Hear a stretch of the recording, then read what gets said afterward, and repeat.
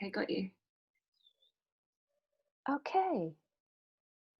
Hello, everybody, and welcome to Timeless Cookery. This is Emma Goodwin, and with me I have today Sarah Aitken of the Enlightened Apothecary.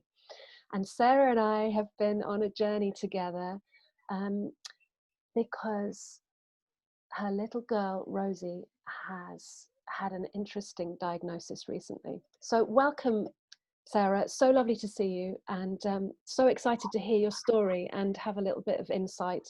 How's it going? Yeah, it's been an interesting journey. Yeah, shall I do something to go in and share what's going on? Well, when did you first hear about your daughter's condition?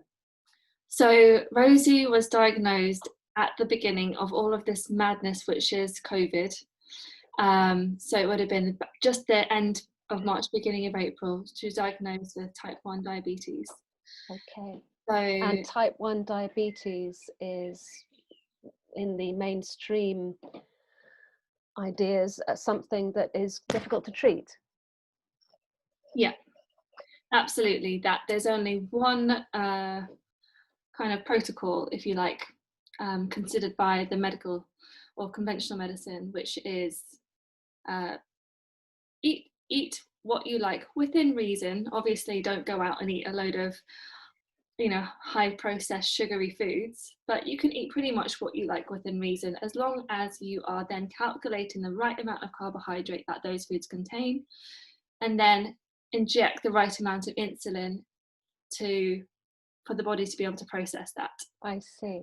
And type 2 diabetes, on the other hand, is where your blood sugar fluctuates a lot, but you don't have to inject yourself with insulin. And actually, I have heard that many people have been completely reached a completely functional, normal blood sugar level just by going raw vegan. Actually, I've heard when people are very obese, they can actually go raw vegan and get their blood sugar levels normalized and then go back to a healthy way of eating, low carb, but not have to worry about diabetes anymore. So that's great. But type 1 diabetes means you need to inject insulin every day. Absolutely. And I think I didn't know enough about type 1 or diabetes at all until I've been put onto this path. But obviously, as soon as I got the diagnosis, my immediate mother instinct kicked in of like, oh my God, what have I done wrong? How have I failed my child so much? Because food and medicine, and food as medicine, if you like, is something that I've become quite aware of over the past few years. It's something that, I pride myself on good home cooking. Stay away from processed foods as much as you can and cook everything with love. So this was a real kind of like, oh, what have I done? And like the tears ran down my face when the doctor told me, and I was like, what, how have I given this to my little girl? And very quickly the reassurance of, this is nothing you've done. This is not a lifestyle thing. So unlike type 2, which is definitely, if your well-being isn't, being cared for as much, if you're not eating the right kind of foods and following a healthy kind of diet, then yes, type 2 can absolutely kick in. But type 1 is a different mix that would have to be. Was it at the hospital that they reassured you that this was not lifestyle induced illness, but something other? Yeah. That's good. So what were they saying? What did they say? So there's what I come to understand, and I'm still learning this, so you have to kind of bear with me how I articulate some things. Educating me, love. From what I understand, there's two things that would have had to have happened. So one is that I could have well carried a virus while she was in utero, and I know that I've suffered a lot with tonsillitis over my life and into my adult life, and I know through my pregnancies I've had tonsillitis to the point where I've been given antibiotics. So that in itself, and the antibiotics which I would have taken, could have had an effect on her immune system. So that, coupled with a genetic fault, or a virus that Rosie's contracted herself in her early childhood. So a couple of things combined could have happened or would have happened to make that happen. But as I'm learning so much about this and trying to really understand the core triggers which would have created this, there's a lot more to it than meets the eye. And essentially type 1, which I didn't understand until now, is an autoimmune condition.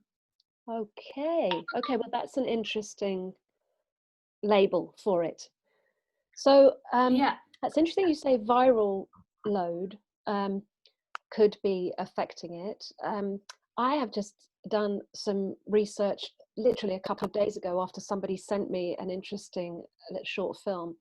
Well, it's always been my opinion that there is no disease, and I know that sounds like an outrageous thing to say, but we can name any ailment.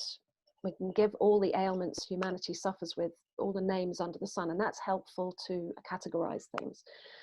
But really, there's only ever deficiency or toxicity and toxicity. Deficiency, toxicity. This is actually what causes our body to break down. Oh, my internet connection's unstable. Okay, well, I hope it keeps going. Can you hear me okay? Yeah, I've got you. Okay, good. So yeah, there is no disease, only deficiency and toxicity. So when we say viral overload, Dr. Natasha, you see, I'm a GAPS coach. I should explain to people gut and psychology syndrome. So Natasha Campbell McBride, who I've studied under, maintains that our viral load can be thought of as having a paradigm shift about our viral load. We can think of them as dustbin men taking the rubbish out. So yeah, I don't know if I've still got you. Can you still hear me? I haven't got a very good connection here. Yeah. You're Okay. pausing a little bit now Okay. and then. Well, so anyway. But overall, you're good. And speaking of genetic possible influences, I don't know if you've read the work of Bruce Lipton, and he has a fabulous book.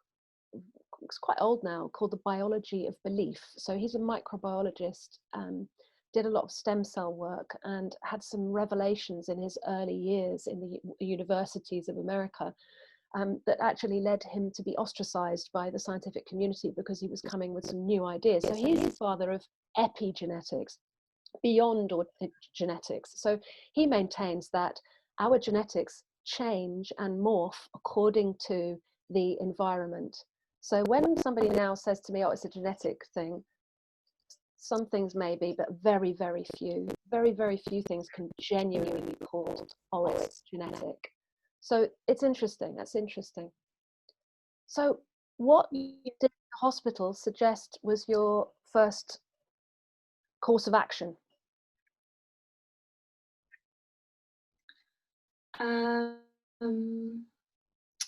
So when we were in hospital, Rosie was so much sicker than I had realised, and it was a real shock to the system because she's only 4 years old. Her little body had gone into a state of ketoacidosis, which is when the alkaline level changes into acidic. So essentially, are you there, Anna? I can hear you very well. Anna, are you there? I can hear you, yeah. Okay, sorry, you keep pausing on my screen quite a lot. So yeah, she'd gone into ketoacidosis, which had meant that her body had gone acidic.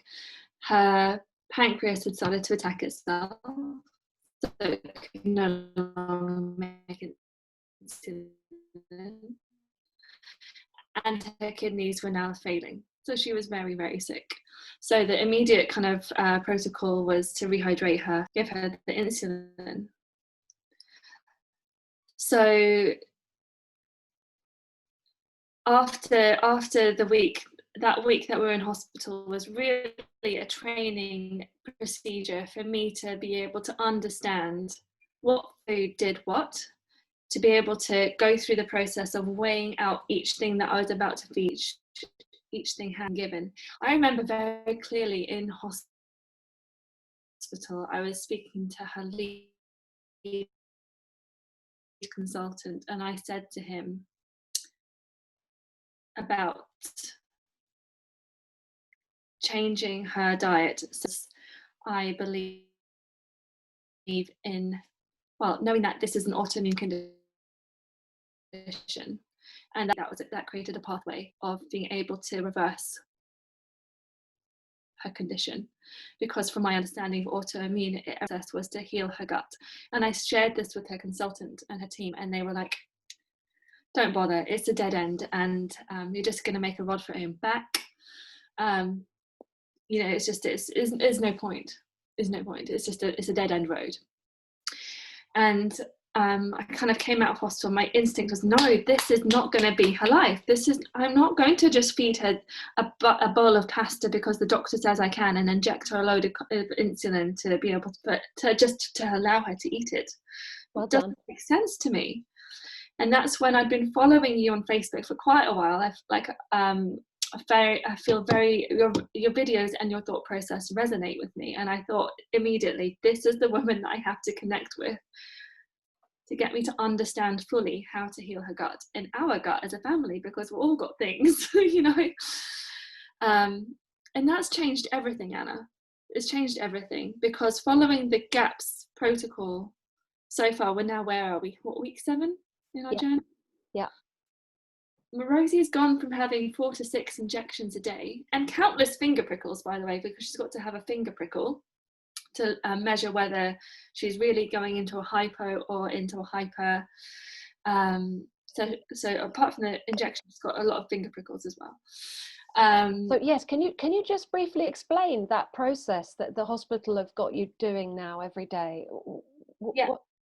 Rosie wears a sensor on hers, like an implant into her bottom, and that sensor is actually attached to a phone, which that's permanently attached. No, we have to change it every 10 days. But what that allows us to do, because she's so little, and this is the only reason why I was okay with it, because, well, Bluetooth things, we know. Yeah, right. That's another thing. Does that actually pierce her skin? Yeah. Wow. Okay. It's a tiny little thread, so it's like like a plastic, visible piece of plastic which sits on top of her skin. Yeah. A tiny little thread that goes into her skin about that deep. Okay.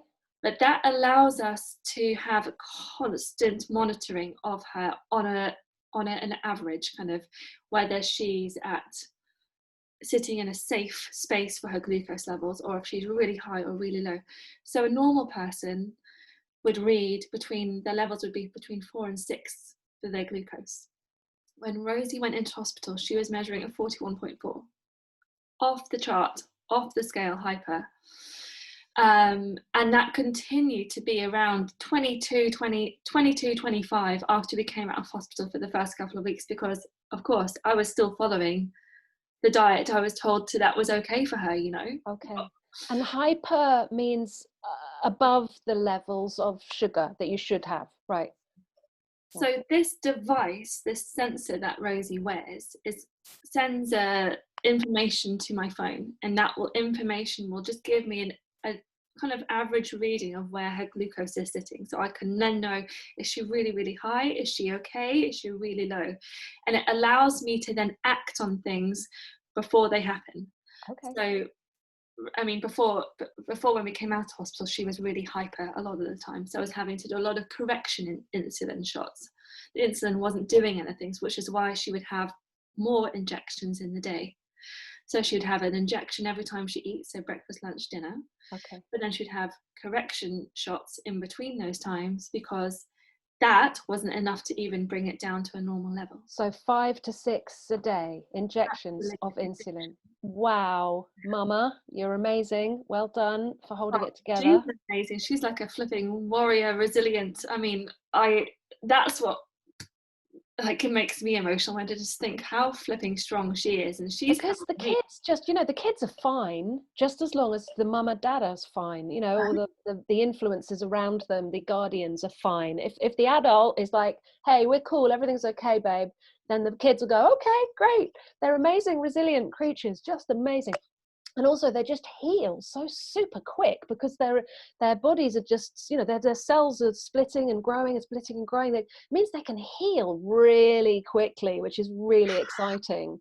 So tell me now then, we found each other, which is fantastic, and you came and signed on to my 3-month GAPS group program, which is a 12-week program with 1 hour of cookery lesson every week, and then we have a private Facebook page where we can all post things and go, what are you doing, what happened, did you do this, oh look, my thing went rubbish and I did it wrong, or ha ha ha, or look at my triumph of my amazing stock pot, or whatever. But it's all just about food as medicine, using the GAPS protocol, gut and psychology syndrome, by Dr. Natasha Campbell McBride. Right, so I'm a GAPS coach and I'm just giving you basically cookery demos. Yeah, so you signed on and you started cooking. So tell us what happened next.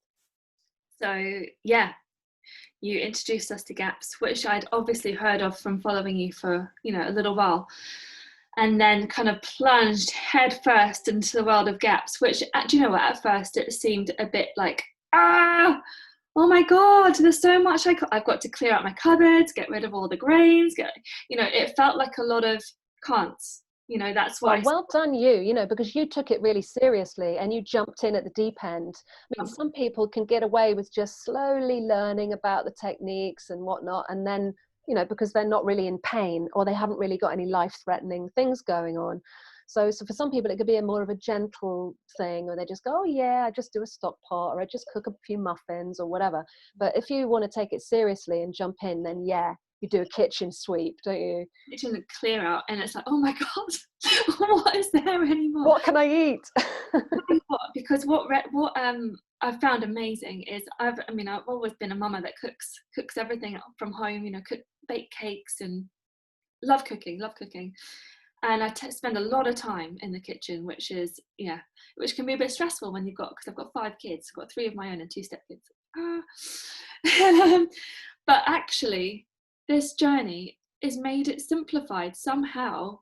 Eating, like, everything's much calmer in the kitchen. Like, it seems so much more. At first it was overwhelming because I just saw a lot of, oh my God, what can I eat? Because I can't eat that, and I can't eat this and this and this and this. But if you follow the stages, I feel like it's kind of, obviously the first couple of weeks you're just eating your stocks and your broths and your stews, and really kind of like, everything was so easy, It is very nourishing as well. It's super nourishing. So it's not as though you don't feel deprived.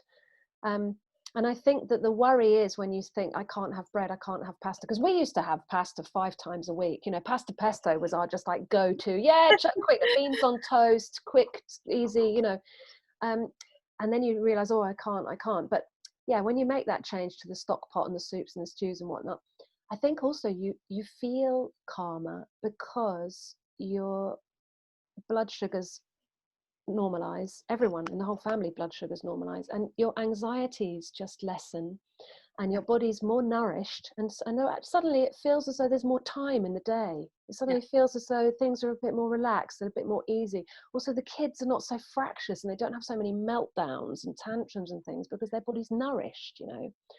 So to begin with, I try and always think of what you can have rather than what you can't have, but it's difficult because, remember, these are the opiates of the masses we're talking about, and we are pretty much all addicts. We're pretty much all sugar addicts because we've had access to all these refined carbohydrates for so long, and our bodies have just got used to living that way. Yeah.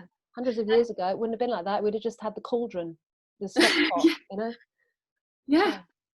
And I think it's amazing, isn't it, when you see, I think us parents have got more to kind of get over psychologically about this, like, might feel guilty about not being able to give her a pizza, or, the type of pizza she used to eat anymore, but the kids, they're fine, especially when they're little. They don't miss it. They just kind of go with it because, like you say, and they also notice how they're feeling. So tell us then, go on, what happened next then with Rosie after? I think I got a call from you about 3 weeks in. 3 weeks in, and you went, hello. And I was thinking, I tell you what I was thinking, I hope not all of my group clients are going to start calling me personally. I remember thinking that, because I'm thinking I won't be able to handle everybody, I won't be able to handle it. So I might have been a bit like, yes, hello, what can I do for you? But you went, I feel as though I must speak with you, Emma, because I need to tell you something. And tell me what you said. Go on. Well, the amazing thing is that 3 weeks into this journey, or even slightly less than that, she'd gone from having this huge amount of injections, so 4 to 6 injections, countless finger prickles, always in a high, never in a low, to having 1 or 2 injections a day. Wow. And this whole thing has allowed her to be able to eat beautiful, nutrient-dense food, which is healing her and healing us. And I don't have to weigh it out. How exciting. It's not got processed carbohydrates in it. She can eat it and eat as much as she wants, and it's doing her good. And she sits there and she's like, this is what really moves me. She sits and eats her dinner and she goes, thank you, food, for healing my body. It's just so beautiful. It's just amazing. And it's just giving me especially the belief that I'm going to heal her. Great. Flipping heal her. Great. I'm so proud of you. Well done for just diving in and and what a joy that she is recognizing it and saying, giving her thanks as well. It's like, really, I feel like crying a bit. It's not without some days are flipping hard with her, because she's a picky eater, and I know that goes hand in hand with having a leaky gut. But stick to my boundaries. No, this food's going to nourish you. This is why we're eating this food. We're going to get rid of your diabetes, and this is how we're going to do it. That's really key, isn't it? As the mama, you just say, this is what there is. And even, I can remember my little one screaming and shouting and beating me up a bit, actually. She was only little, she was only knee high, but she would come at me and be screaming and scratching and shouting at me to give her the sugar or whatever. It wasn't her doing this, it was her gut bugs controlling her. And once you have that realization that you're not depriving your child of anything, you're depriving the pathogenic bacteria, then suddenly it becomes really easy when they're like, give me this. It's like, nah, this is what there is, babe, and I love you. Have an apple. I love you. Exactly. Empowering. Exactly. Yeah. Great. So and how are you now then? So this is 7 weeks in. So what's the story now?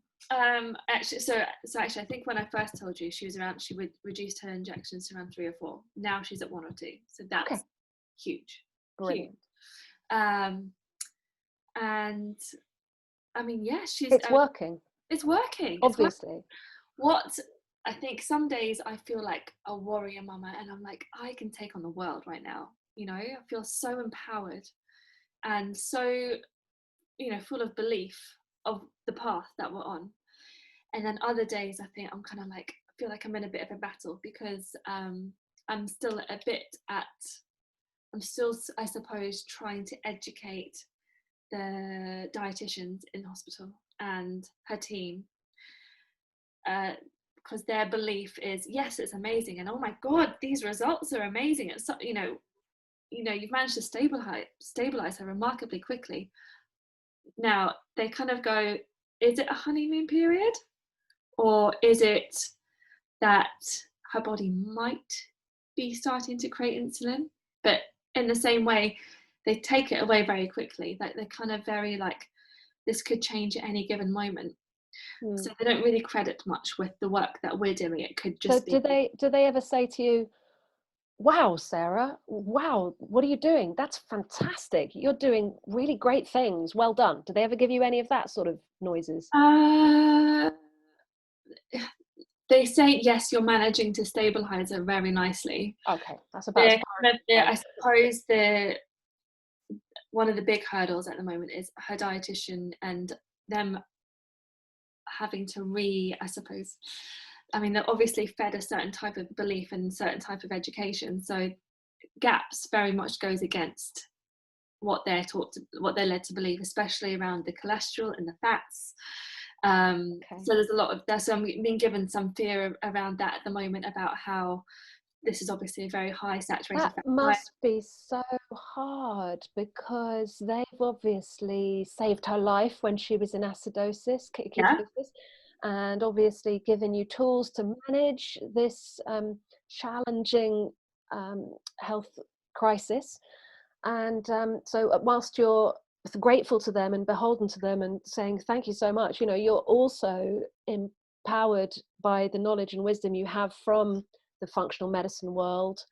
And I just wishing that the two can come together and work together, and I'm really hopeful that that can actually happen, because it's undeniable that you're actually doing something good for your child here, and it needs to be acknowledged and needs to be welcomed and investigated further and And how encouraged. wonderful it would be for a child like Rosie to go into hospital if they were diagnosed and go through the same trauma that we've gone through, but being given the tools that we've been given from you and from knowing about gaps in the first place, you know.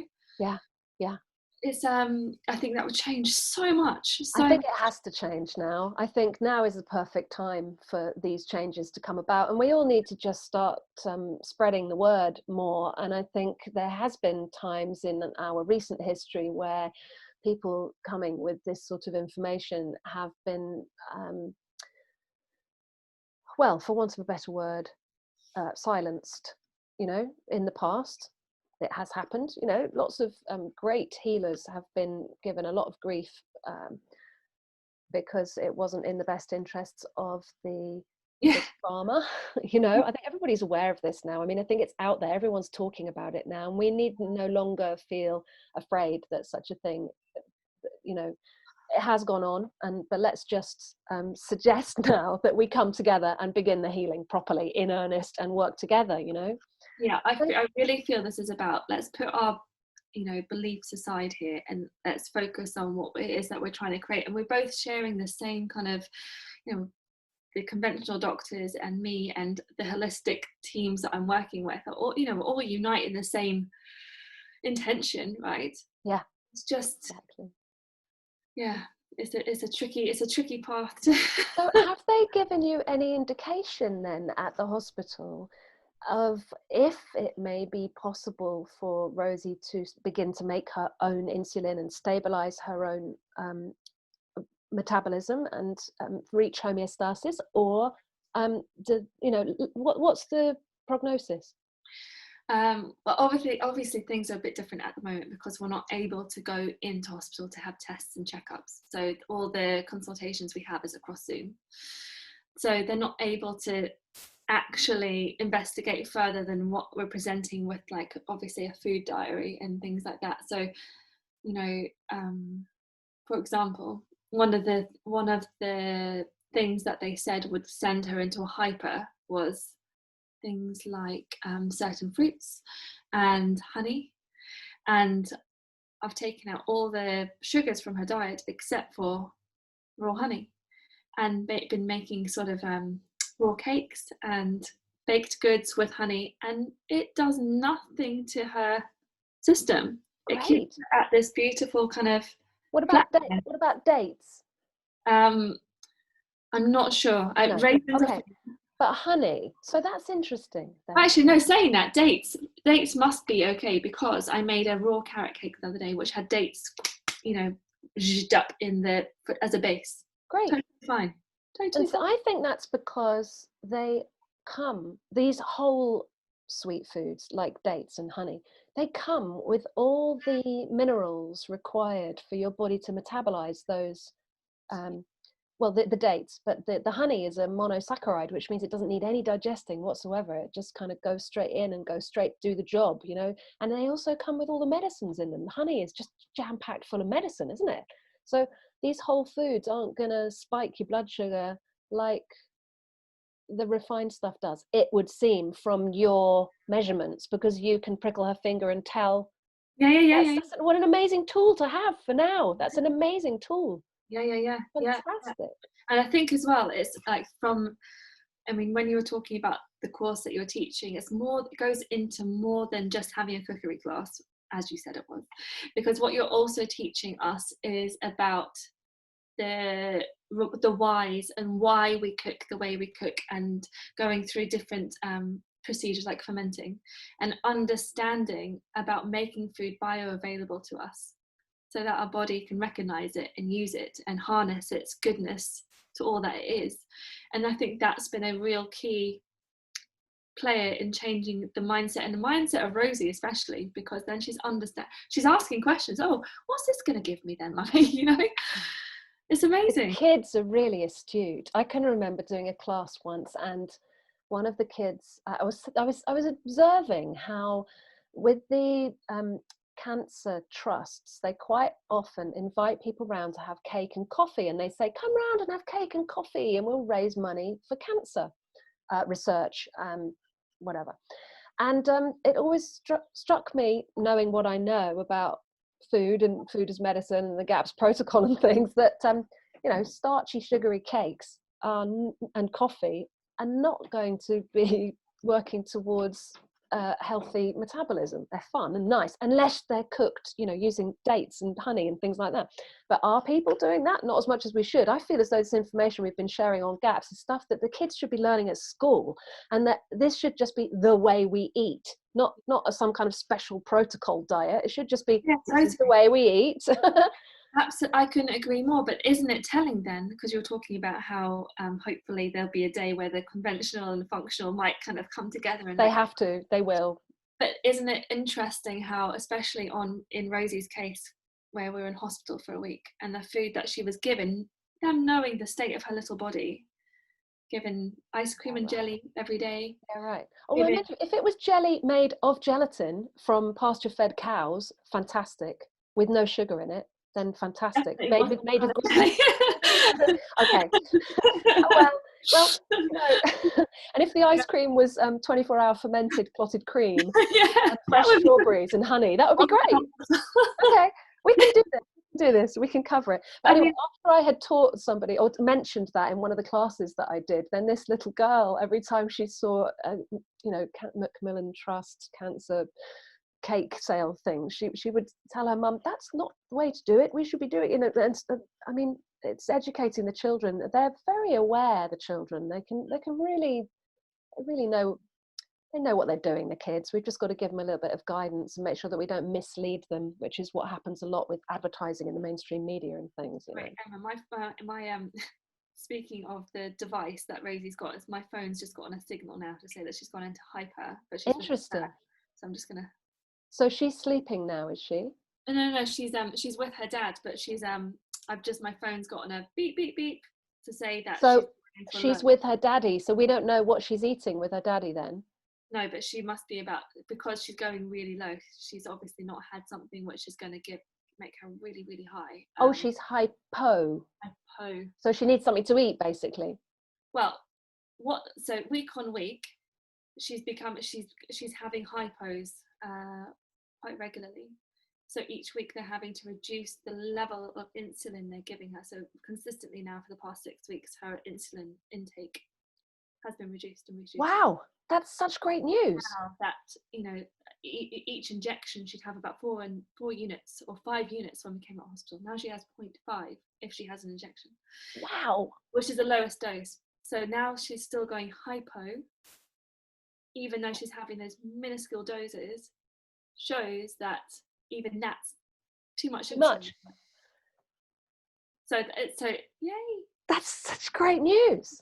It's great. And that's why they're able to say it might be that her pancreas is starting to do something. Come on, let's believe. Let's believe that it can. That we can. Absolutely. Because they've not seen it before, right? So this is. God, can you imagine if we can get this to happen? We can. I'm sure we can. Why not? Why not say you can? I mean, I so believe in the power of human intention. I think this is something the allopathic medical model don't really work with. In fact, they've got a bit of a thing where they're obliged to tell you what the worst possible outcome could be to save themselves from any kind of being sued or something like that, they're obliged to tell you what the worst possible outcome could be. But actually, when you think about the power of human intention, telling someone what the worst thing is can actually make the worst thing happen, bring you down. Yeah. Exactly. So what we need to do is say, let's imagine that we can completely heal this, even if there's only like a 0.5% chance of it happening. Who cares? Let's just say, yeah, we can, you know, just to give us that. I totally believe in that, and the fact that everything has a vibration and a frequency to it, even the disease and the illness. So if we can match that frequency or override it, even, like, possibilities are endless, right? Exactly. It's so exciting. We cannot be confined to a box of what you can and can't do. Exactly. It's so exciting. So what a very uplifting story. I'm so thrilled. Thanks so much for sharing, and I'm so impressed with how you've just leapt in and refused to accept the norm, as it were. So congratulations. Thank you. And I'm really looking forward to it's not been without. I mean, you've been on the phone to a couple of like, oh, I can't do this anymore, and you've just, thank you, because you've supported me, and you've really, like, on the moments of like feeling overwhelmed by conventional medicine and being told too many times by doctors you can't do this, you've held my space and you've brought me back up. So thank you, Emma, because you've gone above and beyond to support my journey. So thank you. Well, you're very welcome, and it actually brings me immense pleasure. I have to say, I'm living for this. It's just so thrilling to me. I feel as though I'm completely made for this job, as it were. And the more people we can bring to a happy, healthy homeostasis where families are loving each other and living in harmony, rather than what I used to be, which was a bit fractious and angry and short-tempered and tired and going to bed at 4 o'clock in the afternoon because I had no more energy left, and the kids were all snotty and itchy and crying. And, you know, when you look at the food system, it's easy to understand how we got like that, but now we know how to remedy it on many levels. So yeah, I look forward to chatting to you again soon, and lots of love to you. Thank you. Take care. Bye. Okay, bye.